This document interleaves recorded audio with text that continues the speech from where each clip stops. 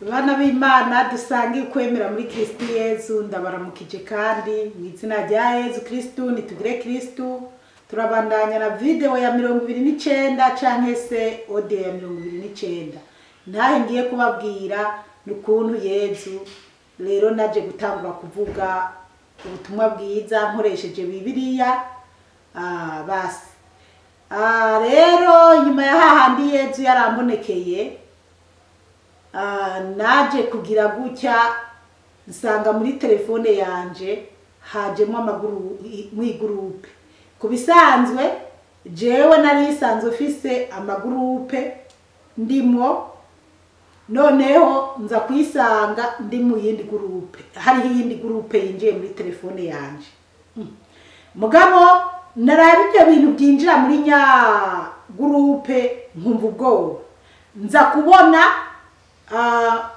kuri sitati bashize ko igifoto cy'abafirimaso noneho bakubitamo ibintu by'imiziki bagakubitamo ibintu by'ibiswahili bagakubitamo ibintu bitagira umutwe n'amaguru ukumva bamwe ngo abatamenya neza ngo muyigurupe ngo mutubwire ngo tubahe information ngo zikwiye ngo mbese ngo tubabwire ngo ibyayo ngo iyi ni gurupe ngo ushaka kujya ngo iraha ngo ryo mwisi ngo ushaka ngo iraha ryo mwisi nguririra ngaha ngo turakwerekeza ngo tukagufasha ngo tukakwerekeza bagaca badondagura bamwe mu ba star bo mwisi harimo n'umustar bitwa Ndera ndamwibagiye wo muri Tanzania anyway basi hanyuma nkaraba nkavuga ibi bintu nibiki nkaca mbona bakubisemo nibiyoka Yezu wo mwicu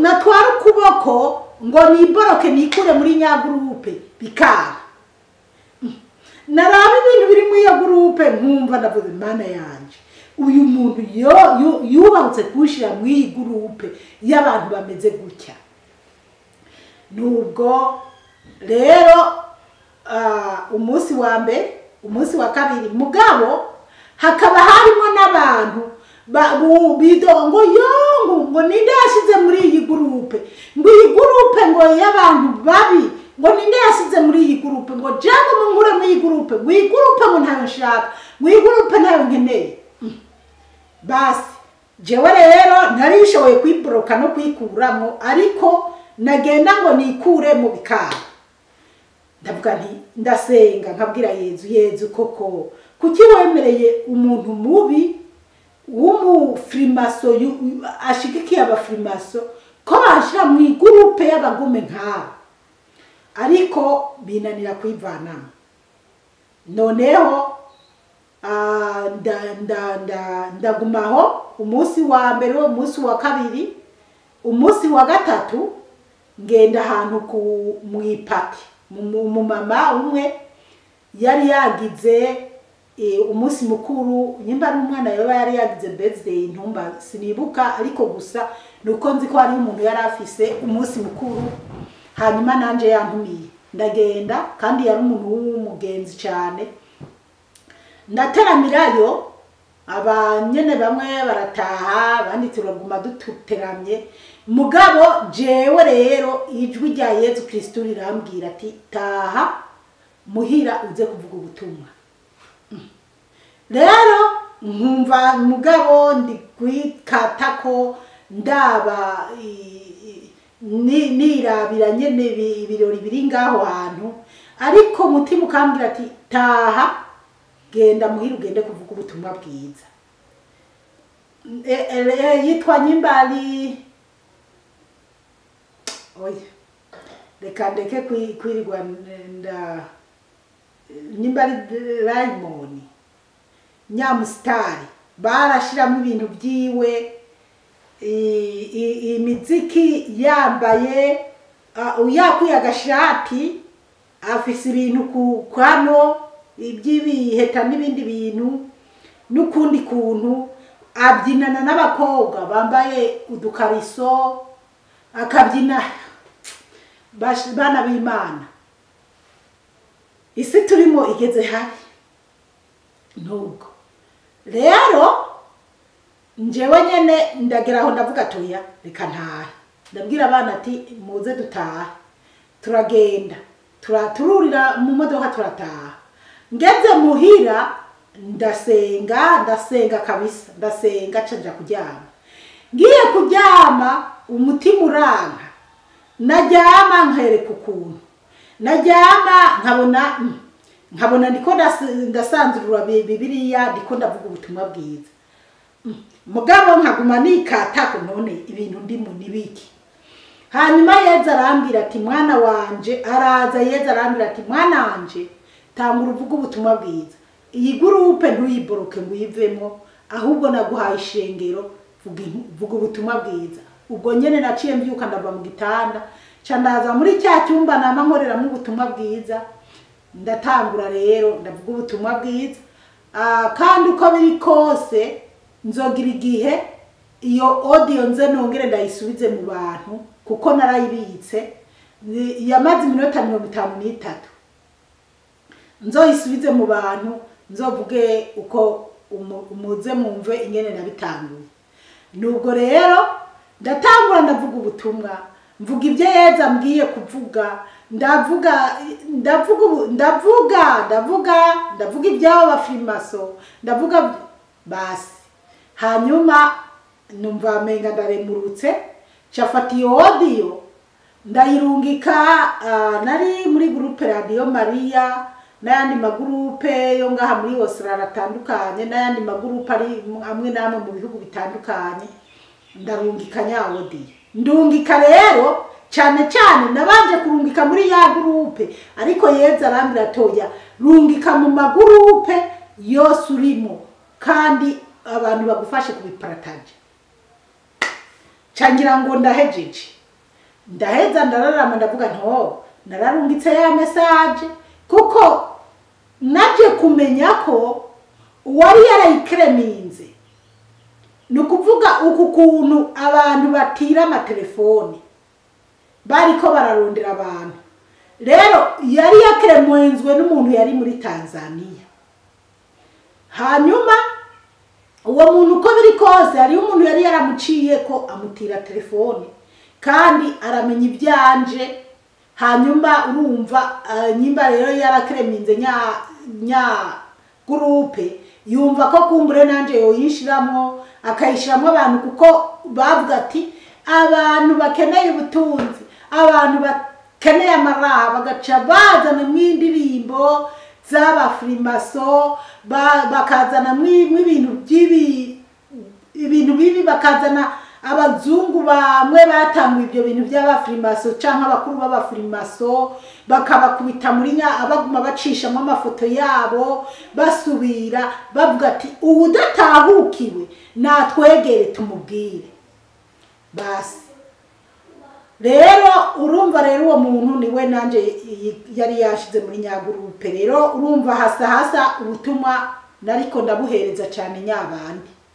Rero haheze imisi narijeje uko biri kose Yezu ndabagiza, narahejeje bwa butumwa, ahubwo Yezu yongera aragaruka arangendera, arambwira ati mwana wanje naguhaye ishengero, vuga ubutumwa bwiza, uvuga inkuru nziza, kuko ndi kumwe nawe. Kandi mwibuke ko yari yarambwiye ko nzomukorera kandi aho nzoba ndi hose ko azoba ari kumwe nanje. Rero niho mwijoro nagize yerekwa ndota ndiko ndasoma Bibiliya, Imana impa n'imirongo yo muri Bibiliya. Nubwo rero canagenda muri nyacyumba ndatora Bibiliya, ndasoma Bibiliya, ndagerageza no kuyishigura. Arabama bambwira ati iyo bibutse nyene ukuntu natanguye bakaraba naho ngeze hari itandukaniro, kuko ubwa mbere nabikora numva umenga sinirekura canke se n'ubwoba, noneho haba nk'umuntu agutuka canke kuvuga nabi ukumva umenga sinzi ibintu rimwo ibintu nk'ibyo. Ariko nyene ndabuvuga kabisa. Niyo video, niyo audio ntabwo nari bwagira ama video, niyo audio nayo ndayitambutsa ndayirungika.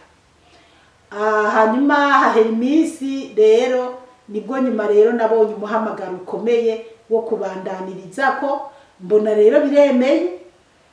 Bamwe bakavuga ngo yangu ibintu ngo yigisha yo n'ingorane cyane nagiye mpura nazo zo kumva ko umugatolika ariko aravuga ko yeretswe cyangwa ariko aravuga ko Imana yamubwiye kuvuga ubutumwa atari n'umupatiri cyangwa se umufurere ibintu nk'ibyo, ariko Yezu ari ku ngoma atora uko ashaka.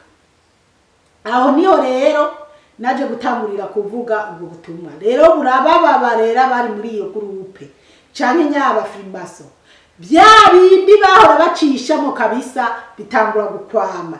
Koko harimo abantu bababaye, harimo abantu batuntumye, bitangura gukwama. Hanyuma bamwe habamwe abantu bari muri iyo groupe batangura guca muri inbox bandondera, barambwira ati yo muvyeyi twebwe twisanze mu irya groupe natwe ntituzi ingene byagenze, ntituzi ingene badushizemo. Hari abandi baje kubona ibyo bintu baramaje kugwa mu rudubi neza neza, byarabaye nabi. Bana b'Imana buriya iyo ari Imana yahagurukije umuntu kuvuga inkuru nziza cyangwa guhanura, nuko Imana ibifise umugambi wayo kandi ko ari abantu bagomba kurokoka bakava mu ngorane naho batoba beshi, ariko haba hari umwe canke bangahe bategerezwa gutabawa. Kuko icyo gihe nyene harimo abatabawe. Jewe rero kubera no muri nya groupe naravuze ati nk'umuntu yakremenze iyi groupe aracyari umwana mutoya, wowe uri kuriruka n'ibyisi, wowe baraguhenze ngo uri kuragenda mw'ibi bintu by'abafrimaso atari umuruho n'umubabaro uzokuramo nta kindi kintu. Bamwe rero baraca muri box, noneho ntangura kugwana intambara yo kubasengera.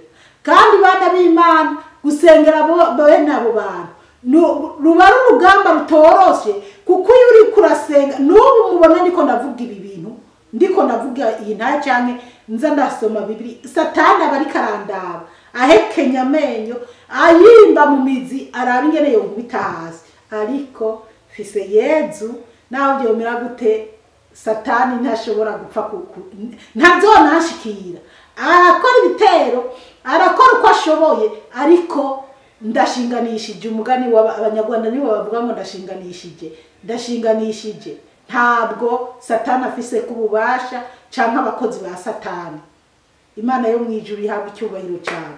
Sengera ntangura gusengera abo bantu mba mbese mba mu ngorane, ariko ndakomera. Abo bantu bagaca muri inbox nkabasengera nkabafasha nkagira gute na gute. Basi bamwe muri bo rero baje kubivamo baravayo kabisa, ariko hari n'abandi Imana yari yaranyeretse baravuyeyo, mugabo nyuma byaraze Satani araguma arabirukako, nyuma barabisubiye mu businza amaherezo yabyo, kuko byarageze aho ya groupe baca nyimba baciye barakereminzi yindi, nyimba byageze gute ya groupe bageze aho barayireka ndaguma ndayishiramo ubutumwa bwiza, mugabo nyuma barahavuye barayiboroka. Sinzi rero, ariko nabwo bayiborotse hariho abatari bake bari baramaze kuyivamo barasanga muri inbox. Hanyuma ibintu nk'ibyo niyo mpamvu rero bana b'Imana abantu benshi bariko barajana n'ibyisi, abantu muriko nimbari mwirukira ibyisi.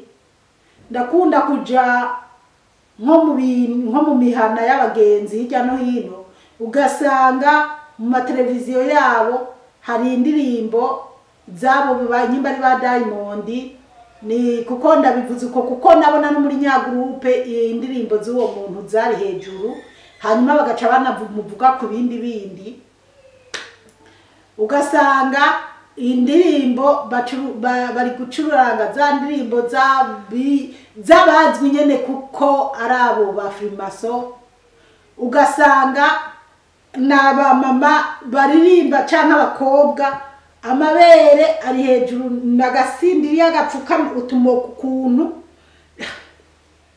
ntabwo umuntu ariko araja mu ijuru ashobora kuja kuririmba zirya ndirimbo z'abishi bataye impuzu. Hariho ururirimbo uririmba jewe iyo ngiye mu minsi mikuru y'abagenzi cyane mu biki, si abantu baranezerwa bagatamba bagasubira, ariko sishobora guhaguruka mu ntambe zirya indirimbo z'abisi, sishobora.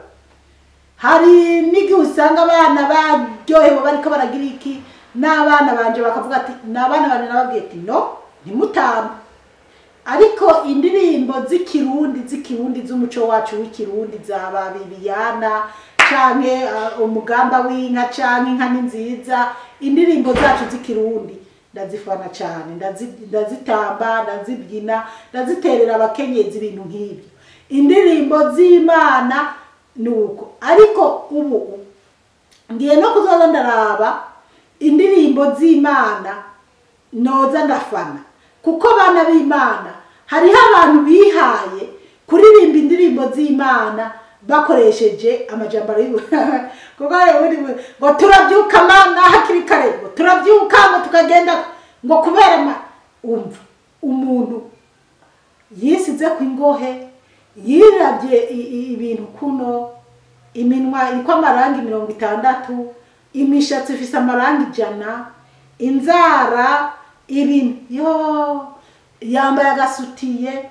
Uwo n'umukobwa, n'abakobwa bakoreshejwe bambaye ukuntu abo kweri baba bariko bararirimba ururimbo rw'Imana badunda imiziki, kuko wenda indirimbo z'abisi zabaheranye babonye reka duce ku Mana dukoreshe Imana bijya bintu badundagura basubira. Hajya ntabwo harimo Imana kabisa, ni bimosyo n'abagiye kubyumviriza bakumva ngo n'ururimbo rw'Imana. Oya, ni bimwe Yezu yambwira ati mwana wanje abisi bariko barakoresha badandaza izina ryanje bongera badandaza Bibiliya yanje, ariko nta rukundo bafitiye. Rero ntabwo ari urukundo bafitiye Imana, ahubwo bariko bararondera amahera n'ubucuruzi. Ariko ibyo bizoherera mu mwanya mutoya. Nobwira inama abantu yuko bohungira kuri Yezu, kandi buriya nanje ngiye kuzohava mba fondateri. Umukama yagiye anyihera inzozi, indirimbo mu nzozi. Hanyuma rero harabo nabonye Imana yampezagije bazohava baza barazisubiramo. Rero ndabivuze gutyo mw'imisi mw'indwi iheze narose ururirimbo ndiko ndaruririmba nyene, ndaririmba urwo ruririmbo ndaruririmba, ndavuga nti yo nakize kuyikangura, naciye nterura telefone aha muri telefone ruririmo ndirikodinga neza, ndirikodinga. Ubu rero ngiye kuzorushira neza ku rupapuro neza, ndagwandike neza, ndaruririmba ce ndarurungikira uwundi muntu abishoboye azoza arazigira neza, hanyuma hazobira igihe ndabaha indirimbo. Rero Yezu ni mwiza cyane, haleluya, amen. Bana b'Imana rero urumva bamwe bariko barakora iby'isi barondera amahera mu buryo bwo kudandaza Bibiliya y'Imana canke izina rya Yezu Kristo, ariko nukuraba neza. Ni bimwe nyene Yezu atubwira ati hazoza benshi biyitirira izina ryanje, nukuraba. None rero ntitwobona abantu bariko baradunda bakubita ngo bamba ukuguru batari ukuboko hariya ngo Yesu, ngo mu izina ryawe Yesu, ngo duce tuvuga ngo n'abantu b'Imana. Oya, nukuraba. Ariko ndiko ndashima intahe. Bana b'Imana rero Yezu yagiye anyereka amayerekwa menshi atandukanye. Ubwo rero nariko ndababwira uko kuntu yanyeretse abo bafrimaso, kandi hari haheze igihe Yezu amamahishurirwa y'ingene abafrimaso bakora, ingene abaminati bakora, kandi usibye ko je ntashobora kubigira ku ntoke zanje. Mukazobona abantu bafashe urutoke ruhera nuru, izi zo hagati bazikonze bakazisigaza ari amahembe, nukuraba. Canke bagafata bakagonda izi nuru hagasigara ururu rushinze, canke nuru bishinze, izi nazo bazigonze. Muze muraraba neza n'abafrimaso canke abaminati n'indamukanyo zabo ukuntu. Rero abantu bamwe bagira ngo n'amaposteri bagize bagaca babigira. Erega jewe ikindi gihe nagize gutya mbona bamwe mu biwacu hari hababigize yamaye isuka wenda nda telefone nimbega ayo maposteri abo bana banyu bariko barafata. Mwe murazi ibyo bintu barimo murazi impamvu murazi ayo maposteri. Mwe murabona abantu bariko barifotoza ku maposteri ya satani, namwe muriko muraryoherwa ngo ni ibintu bagira ati nimureke ntimugasubire kwemerera abana banyu ko baza barifotoza bagonze intoke kunuku nukuraba neza intoke ingene muzigenza, kuko hari igihe muzoza mwisanga muriko muraha icyubahiro satani kandi atakibereye. Basi ibintu nk'ibyo rero bavyeyi namwe nukuza muraraba indamukanyo z'abana banyu canke ziri mu miryango yanyu, ibintu nk'ibyo rero ntabwo nozovuga amayerekwa yose Yezu yagiye aranyereka nti mu ntahe ntibyozohera, ariko gusa hari ibyo ibishika nkavuga ndiko ndigisha bivanye n'ibyo ndiko ndasoma muri Bibiliya. Nayo handi umukama hari abantu yigeze harabo bagiye bashaka kungirira nabi, umukama aranyereka bariko barangirira nabi, baca baribo umwe mu muryango bariwe ahura n'ingorane. Abantu bose byarabatangaje kandi hariho bamwe batahuye baramenya ibyo ari byo, kuko uwundi mwe niwe yigeze kubwira abantu ati burya Zipora arasenga, ati Zipora arasenga, ati nukuza muraraba neza imitego mutega. Narababwiye ko naho ransengera, mbese abo bantu bo muri ayo magrupe bamwe nyene narabasengeye, ahubwo hari n'ikindi gihe naje gusanga mu Burundi hariho umuntu nawe yari yaragiye muri ibyo bya gifrimaso, mugabo wewe ntiyari bwabishikemo cyane, ahubwo byazananye muri telefone yiwe umuntu w'umugenzi ashaka kubimushoreramo, ashatse kubimushoreramo hanyuma we warabyanga, mugabo ukabona nk'ubu muri telefone kweri ndiko ndayikoresha nk'uko ukabona ibyo wari kurakora ntibye hajemo amafoto mw'amavideo bakubwira tehe genza ukunuku rero uwo muntu rero yisanze bariko baramusaba igitambo cy'umwana wiwe, biracasi hejuru icyo akora wewe nawe ndamuvuga we yari mu Katolike aranyiganya, ndamubwira nti wowe rero kuri mu Gatolika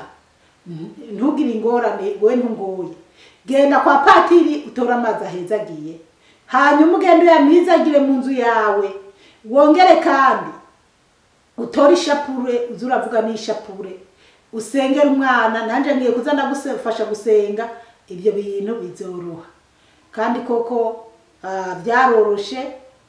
Ariko mana biciye ku mwana yaragwaye ukuguru, numva mbwira nyene, ariko hari n'igihe yafotorera amafoto y'umwana kambwira ati nukuri ibi bintu byazananye ukunuku.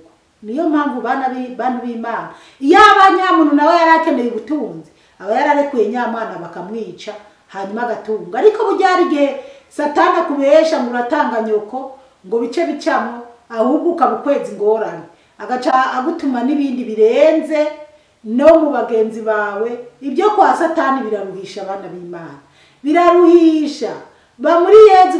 Ibyo kwa Yezu birasengeye, ibyo kwa Yezu ni byiza cyane, ibyo kwa Yezu nta ngorane birimo. Uri kwa Yezu, Yezu aratanga ubutunzi, ibyisi byose ni bya Yezu Kristo. Nta uciriye bugufi Yezu akabona birabereye, Yezu araguha ubutunzi buzananye mu ijuru butavuye kuzimu kwa shitani. Twirinde byo kwa shitani, twakira ibivuye kwa Yezu. Narabwiye ko Yezu yambwiye ati mwana wanje zurabasengera cyane, abisi banezerwa no kwakira ibyisi ntibanezerwa no kwakira iby'ijuru. Bana b'Imana ndiko ndavuga ubutumwa bwiza, abantu bamwe ntibanezerwe, ariko mvuze ubutumwa bw'amaviza canke bw'amamodoka canke bw'ubutunzi, aho abantu bakaryoherwa. Abantu benshi bakunda abakozi b'Imana babahanurira ibintu by'amafaranga by'ubutunzi. Ibyo ni iby'akanya gatoya. Uwo umuhinga yohebana n'iby'isi akajya cyagaryama kare akakira ibivuye mu ijuru kwa Yezu Kristo. Iby'isi bihinda bihera. Bana b'Imana rero reka tugeze ngaha, ubwo ibindi bizokurikira nabwo nzobandanya. Umukama Imana bahezagire cyane, mwarahezagiwe n'Imana, ariko ndiko ndagerageza kumara kugira, ariko n'ubundi hariho abantu bakunze intahe baguma bumva bashaka ko nobandanya kugira babandanye bakurikirana intahe gushikeze. Usibye gusa ko intahe zanje zitonahera, ngira ntizohera kwera, umugabo ntacyo. Muhezagirwe, umukama Mana bagirira neza, ikirishirije ntituze tuburane mu ijuru. Mwarahezagiwe n'Imana, ku izina rya Data n'irya Mwana n'irya Mutima Mweranda, amen.